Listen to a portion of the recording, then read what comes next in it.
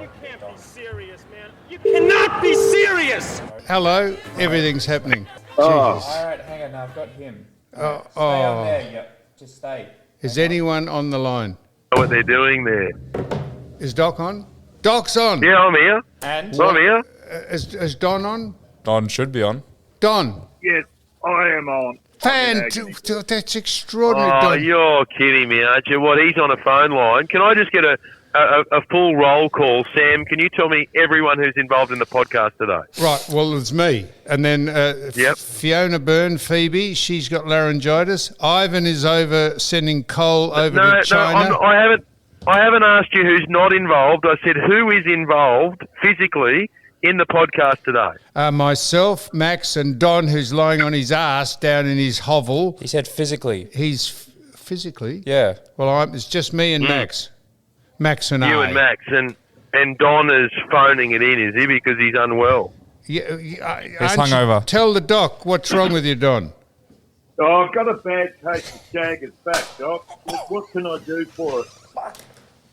Well, I'd reduce the shagging. There's probably the issue that you need to address, but I can't imagine there'd be too many people wanting to shag you. So that's the confusing part of the situation. But are you lying on your back at the moment, are you? Doc, the horses get a fair run.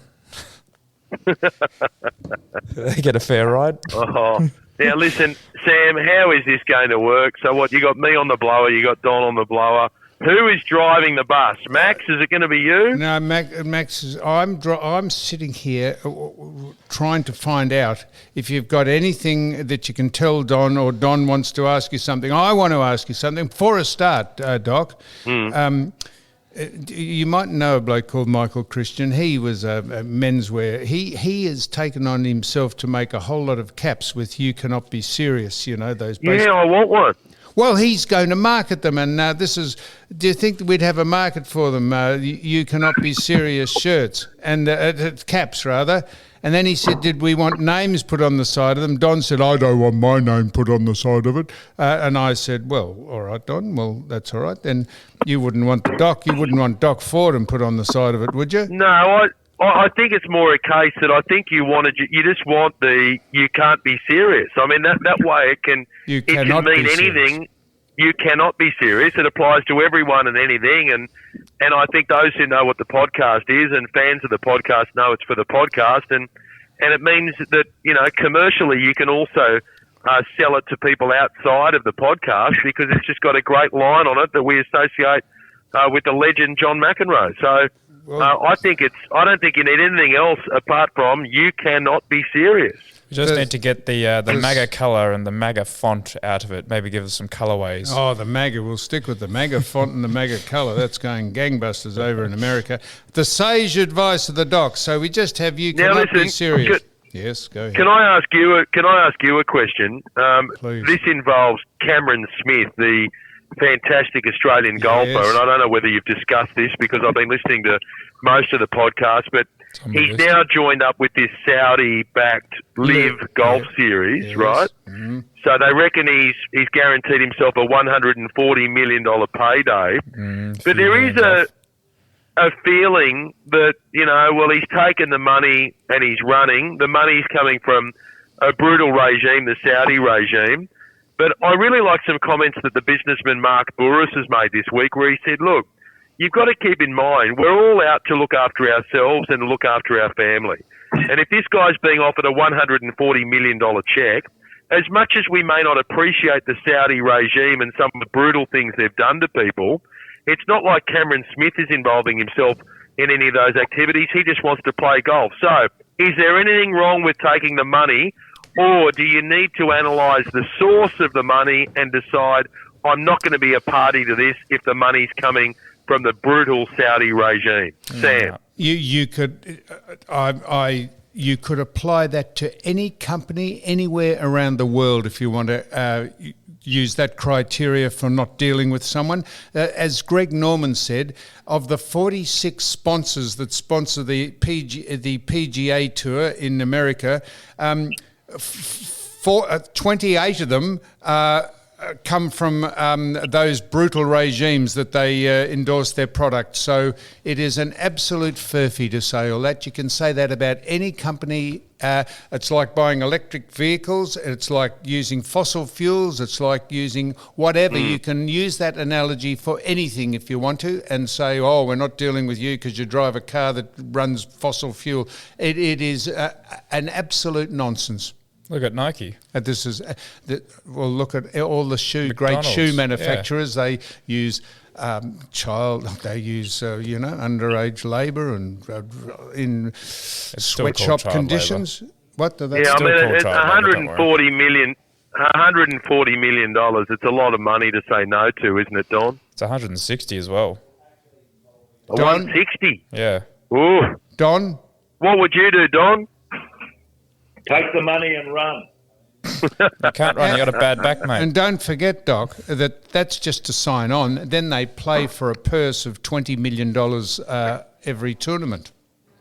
Did you know that? Yeah, I think I'd be taking the money and thinking about my future, my wife's future, and my children's future. But there was a man. It's one of those ethical dilemmas, as they call it. There's a man called Harold Varner III. He is I'm not sure if he's an African American, but he's a golfer of colour.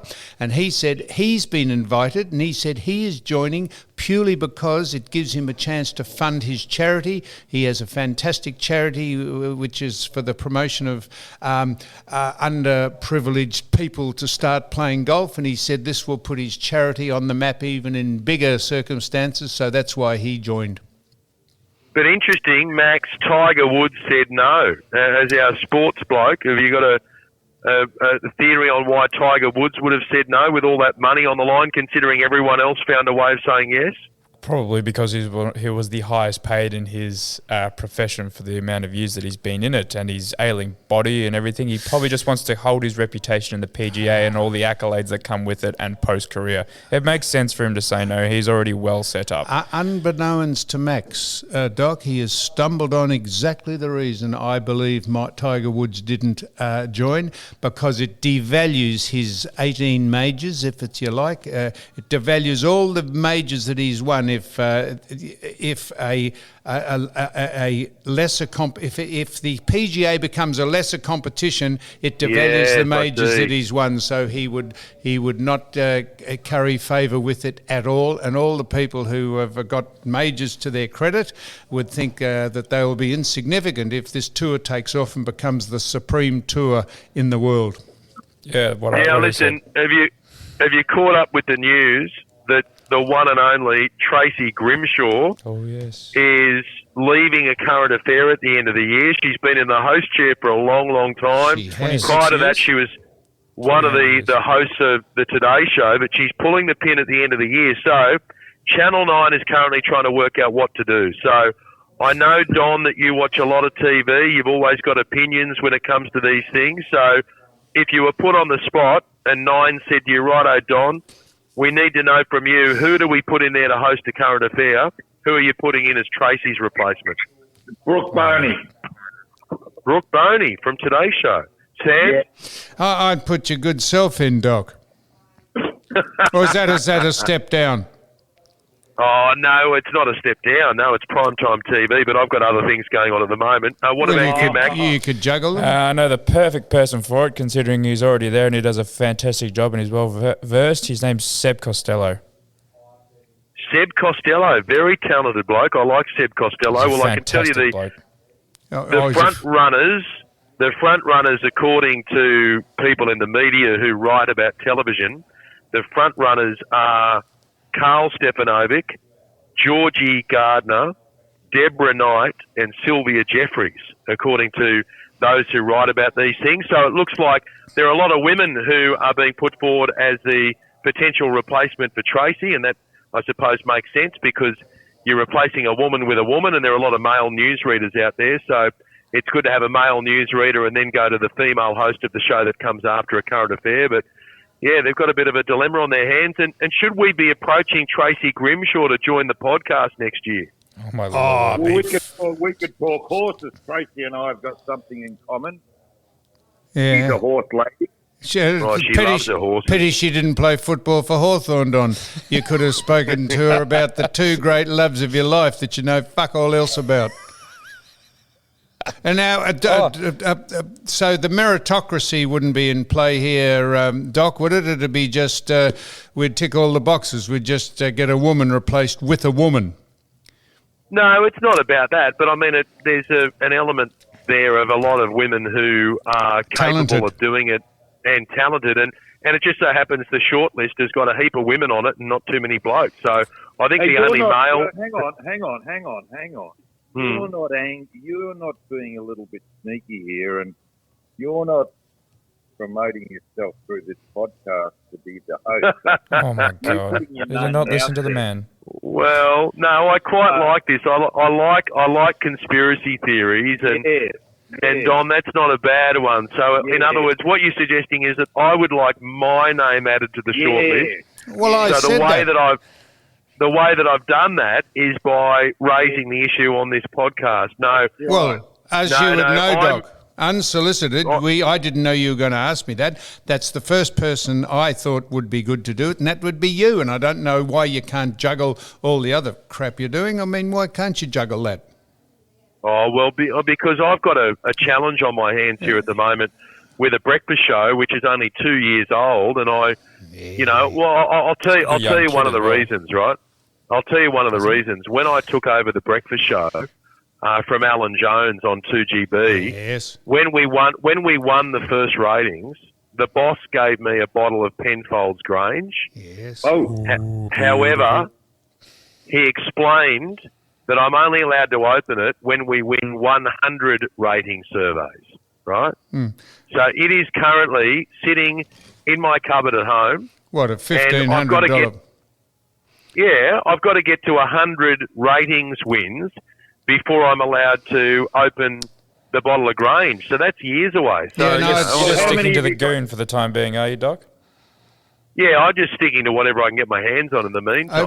If you became the host of the Current Affair, took over from Tracy, then you and the bride and the kids, you could set yourself up in a condo over in the Seychelles or in the Bahamas. You could just fly around the world. You'd have that much cabbage, you wouldn't know what to do with it. Hey, I've got some breaking news for you, Sam. Radio pays more than TV. Oh. Breaking news. Okay, so did you know that? No, did you know that? I'll tell you when I realised that. I'll tell you the moment that I realised that. It was many, many, many years ago when it was announced that Eddie Maguire was going to be hosting a radio show on Triple M in Melbourne. That was the moment when I went, well, it's now official. You know, radio, you've got a potential to earn a lot of money in radio, and the reason why is because the hosts actually read the ads. And there's a lot more crossover between, you know, your commercial partners on radio and the hosts. And that's why if you have a look at most people on TV, most of them have got a radio gig as well because radio pays really well. I'm not suggesting that I get paid more here doing the breakfast show on 2GB than what Tracy Grimshaw would on A Current Affair. I think you are suggesting that, Doc. No. What I'm just suggesting is that once upon a time, when I started out in this industry, say 25 years ago, if you wanted to earn the big bucks, you had to go to TV. Well, that's well and truly changed. The highest paid people in the media business in recent years would be radio people, and I can tell you the guy who used to host the show before me on 2GB was for many years the highest paid person in the media in Australia, which was Alan Jones. Yep. Ray Hadley doesn't do too badly right behind him. John I get Laws. nothing like what they get. Lawsy, I'm sure, wouldn't be doing it for a cheap fee either. So, look, it's one of these things. I'm very happy doing what I'm doing, and no one's even suggested that I should be doing A Current Affair. I feel like I want to try and nail the job that I'm currently undertaking. Doc, you've nailed that with spades. Now, Doc, there's the shortlist. Is there a trans person or a person of colour on the shortlist to host Current Affair? Well, there could be because I wouldn't know the preferences of all of the people on the shortlist. So, so that's you think not the one main of them? concern.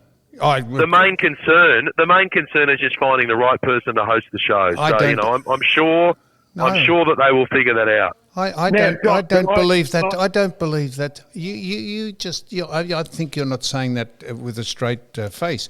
I'm telling you. No, Sam. Let me explain. At Channel 9, this is a commercial business.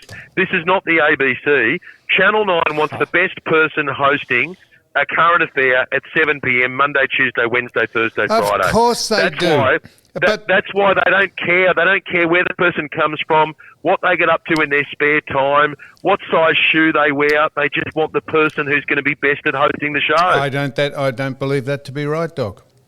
Well, I do. Well, that's all right. But I'd say all those things would come into consideration for the kickback or the pushback they'd get from all the analysts. And if you go on that scenario, have a look at what's going on in the football and sport and everything. If you think the best people are commentating on sport and their credentials and their credibility is at the fore, then that is nonsense. It is a complete, not a meritocracy. It's a numbers game, not a numbers game. All right. Well, it's going to be a lot better this weekend. Yes. While we're talking about people commentating on sport, Max, can you just explain to me what's happened with Wayne Carey? We've already done this, Doc. I'm sorry. And Dad's You've done giving it? me a Okay, strict so pull we- to the okay. ear and told me not to say any more. No, I didn't. No, he didn't. All right.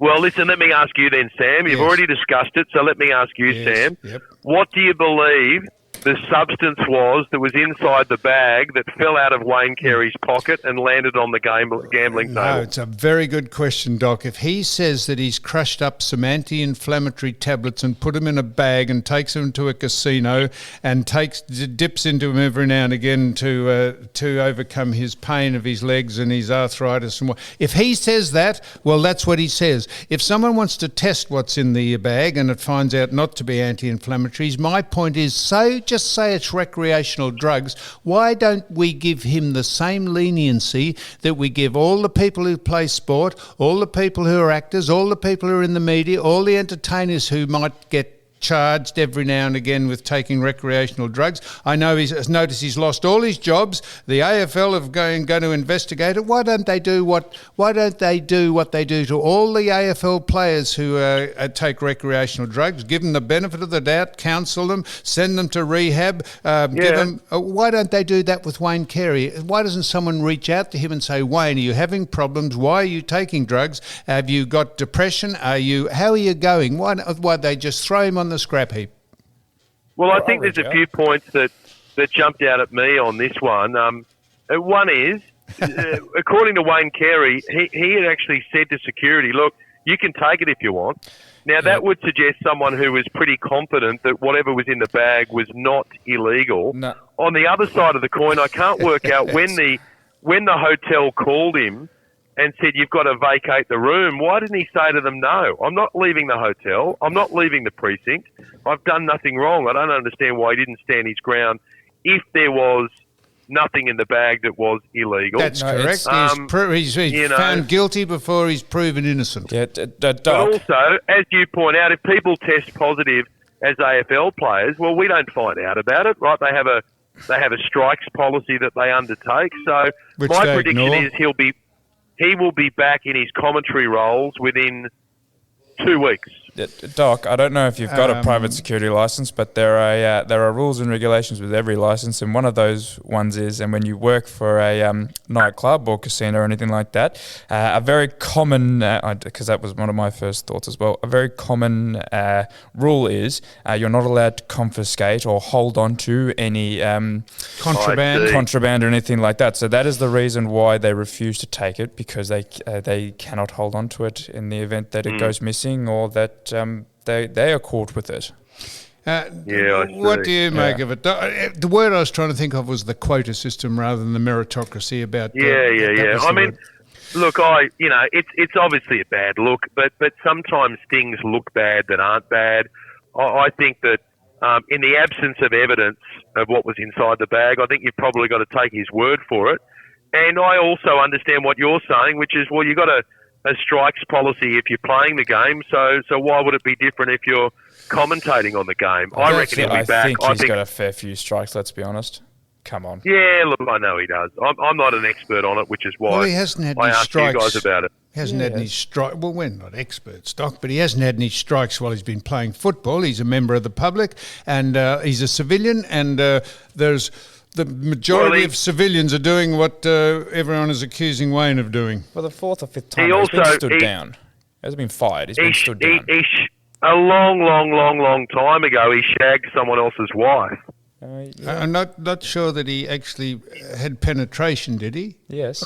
What is he talking about? Did he? I thought he just upended her in the latrines. I'm not sure about that. What are you on about? Oh, did he? Did Yes. he Now actually? listen. All right. He had an affair. All right, he did. He You shagged understand it in. that word? Yeah. Let me ask Don. Hey, Don, have you ever been with another man's Is that what you wife? try to get off your technicalities? What? Go ahead. Don, have you ever been with another man's wife? Yes. Don't beat around the bush, Don. Come out straight. That's exactly what he did. He beat right around the bush. Who? Now, Doc, can I ask you... Who, Don? Who? Doc, can I ask Not you... anyone I was married to. Not anyone I was married to, was it? No, it was one of your cast off a handball you gave me. Beg your pardon? Doc, Jesus. I watched the ABC, and you mentioned it earlier, and what's irritating, I'm non-political, but I don't think this ABC is a true representation of Australia. Oh, Why really? is that? Because they're left wing. Well, have you got an example for me, or is this just some blanket statement you made? Well, no, Probably not. you get different news items. What frustrates me is that you get some items that are covered by the ABC, yet not covered by the commercial station and Vicky Burker. They've got an inclination one particular way, and there's got to be a marrying of both views. No, I mean, no, you don't want a marrying of the different approaches, because you want the diversity where you're able to say, you know what, I really like watching 9 News or 10 News or 7 News or Fox or CNN or the ABC or CBS, and you make up your own mind about what you want to watch. I mean, the ABC's got its own reasons for doing what it wants to do, but it's ultimately... It's our money that is funding the ABC, and it's not representing... Well, that's true. I mean, you're right. Politically speaking, it's not representative because it's left-leaning and they don't have conservative voices on the ABC to balance it up. And that's what they should have. Yeah. They should have more conservative commentators on there, which would enable them to silence a lot of their critics, because they'd be able to say, yes, we've got this person, but we've also got Andrew Bolt. But Doc, that would make a big difference. That's exactly what Don's saying, Doc. If it's our money... Which is why I'm agreeing with him. Well, yeah, but you didn't. You said they can do what they like. They shouldn't be able to do what they like. Didn't the lady, the very capable person that used to be on Nine, what's her name, became head of the ABC? God almighty, can't I think of her... Ida Buttrose. Yes, wasn't she put on there to try and actually give some? No. Sorry, just to clarify what I was saying we don't want to see the same stories on the same channels at the same time. When it comes to political diversity of political opinions, that is certainly something the ABC should do. It's in their charter. They should be representing all views, all opinions, all walks of life. Yes, and it's something they've failed to do time and time again. Now, listen, Can I make one suggestion to you guys before I go, because I've got to go and do something? Two quick things. Go on. Okay, but I've got a guest idea for someone you can have on the podcast. Good. There's a girl in America. Her name is Naya Okami. She's 28. Oh yeah. And she identifies as a wolf. She has identified as a wolf from the age of 10, and she's been interviewed on news.com.au this week, and she even does a oh. That's very good. I think you should get the wolf girl on the podcast. Oh, from America. Shit, Doc. Are you? Is that you doing that, or is that a tape? No, of course it's him. It's me. That's extraordinary, Doc. I reckon I tell you what, you might be able to cross-pollinate with the wolf girl. Now, Doc, I want to ask you, Doc, I want to quickly ask you this. Have you got caught up in the climate debate, the nonsense that's going on about electric vehicles and carbon emissions? They said listen to this. They said scientists have said there's a thing called zombie ice, which is the melting of the Greenland glaciers. And they said, what's 25 centimetres? How high is that? Do you know in inches? Do you know what 25 centimetres is? I don't. This is a genuine question. I don't know. About 11 inches. 11 inches? I think so. Oh. The rule is 12, just from general knowledge of, 25 centimetres. 30 centimetres is 12 inches, so I'm assuming that 25 would be about 10 and a half or 11. Well, they said that that's going to increase the sea level by the year 22,100, and in 80 years, it's going to increase it by 25 centimetres. Do you think we've got... This is absolute nonsense, this debate about electric vehicles. They do more damage to the environment, electric vehicles. They do more damage than properly regulated, fuel-efficient, carbon emission efficient cars do. Well, look, I'll just say, on electric vehicles, I'll just say this. 1% of cars sold in Australia are electric. Sometimes it's 2%, but on average over the last few years it's been 1%. They want to try and get that to 100%. So good luck with that, because at the moment it's at 1%. The cost rules most people out of it. The batteries are produced in factories in Asia that use coal to fire up the factories. There is now an argument coming out of the UK where they say because of rising power prices in the UK... Can't charge your cars up. Yeah, that's right. They're saying to people, look, within a month or so, they've added up the numbers and said it's going to be cheaper to run your petrol car than your electric car within a month or so. And one of the reasons people were told to go electric is once you bought it, the running costs are lower because you don't have to pay for the petrol. We're also told about the batteries, that the batteries work better in warmer conditions.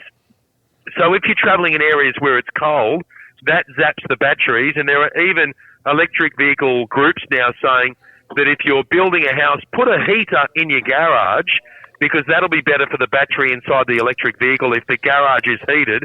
Of course, to turn the heater on, you've got to use more coal and more gas to have the heater on.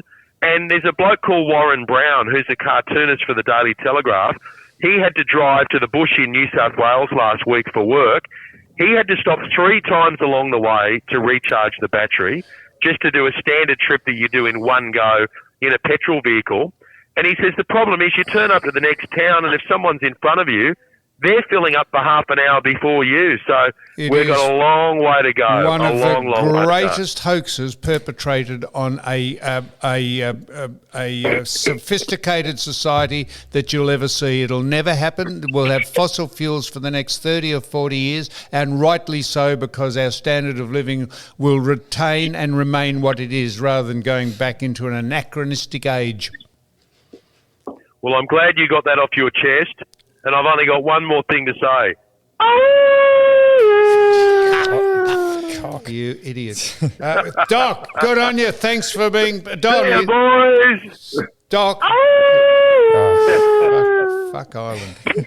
Jesus H. Christ. Right, righto. What's that's just Don. Hey, Don. Is the Doc off? Doc's off. Don. Yes. Right, Don. Now we're still going here. I'm not sure. Do you want to? Will we stop and do the? You know what I'm just thinking? I'm sorting out your grand final tickets. So hang on, Max. Don't worry about my grand. What's Don?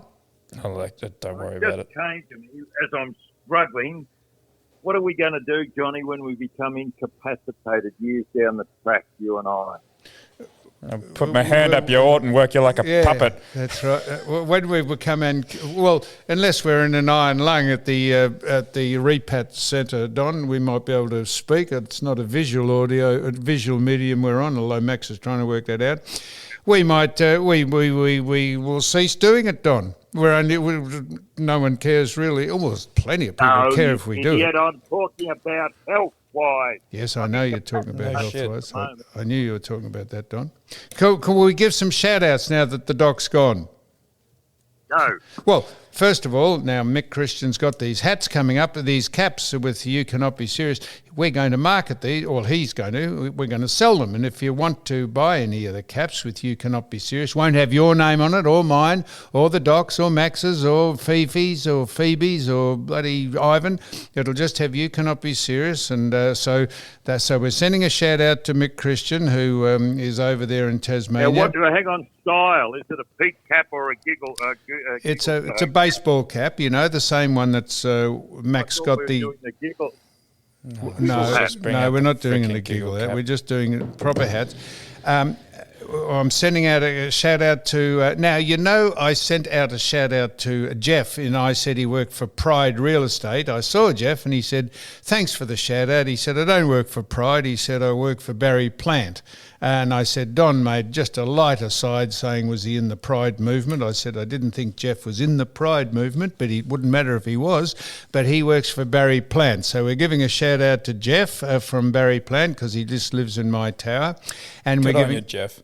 And we're giving another shout out to... now, do you know someone called Kevin and Lorraine, Don? Oh, I do. No. You don't. Well, I'm sending a shout out to Kevin and Lorraine because they've left for furlough. They've left the city. They've gone up on furlough to far north Queensland. And so they're on the way up there. They listen to the podcast and they quite like, what are you doing that for, Max? For good.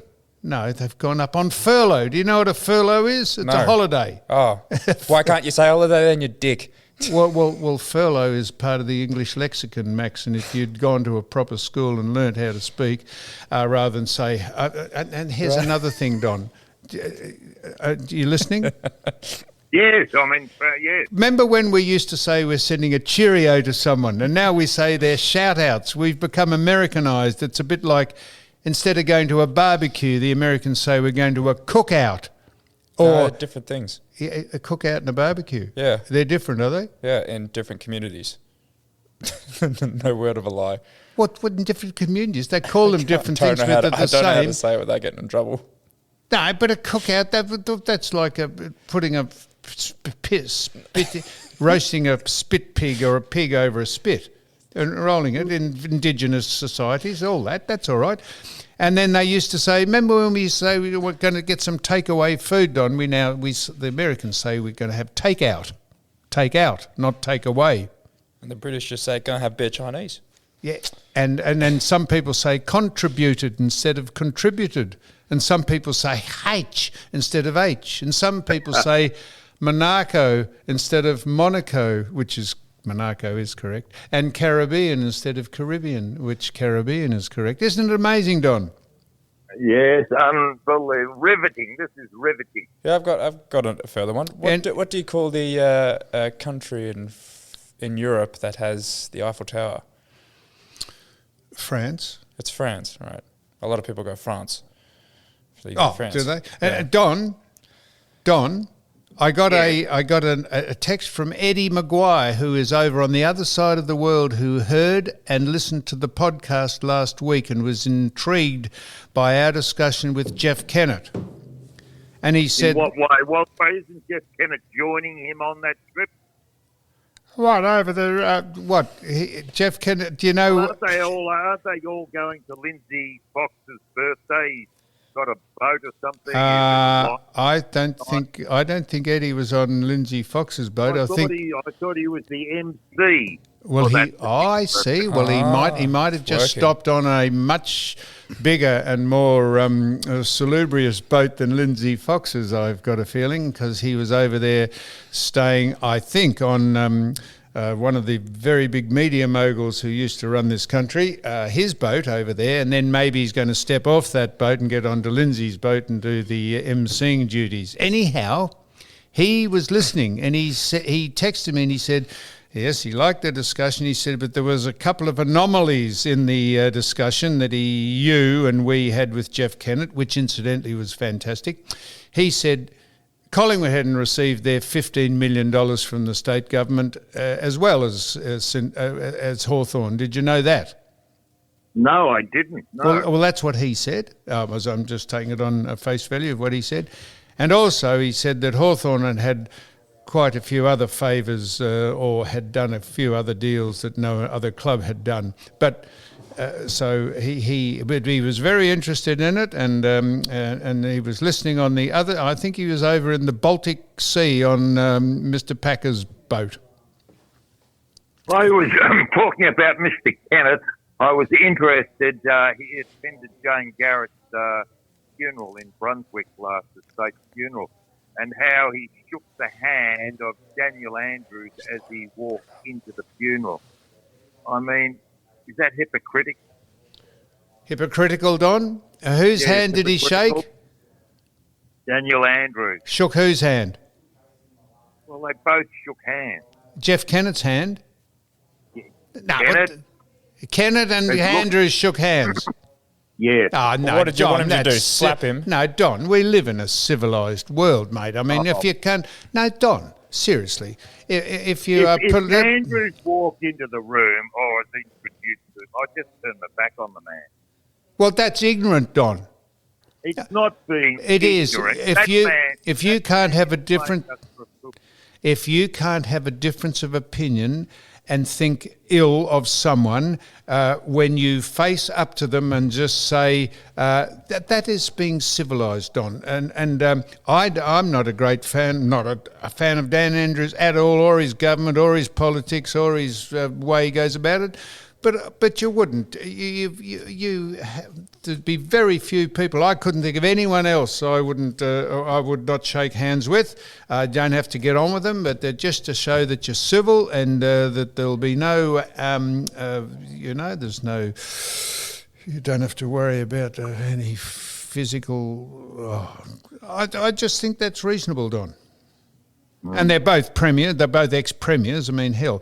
No, what one's football? current, you think? Yeah, once I said, oh yes, all right. Yeah.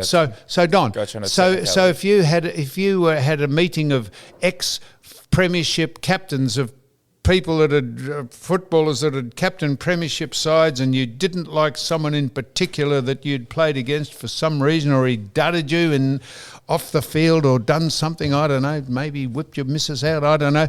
Would you not shake hands with someone? Could you think of someone you'd not shake hands with if you went to a meeting of all the AFL footballers?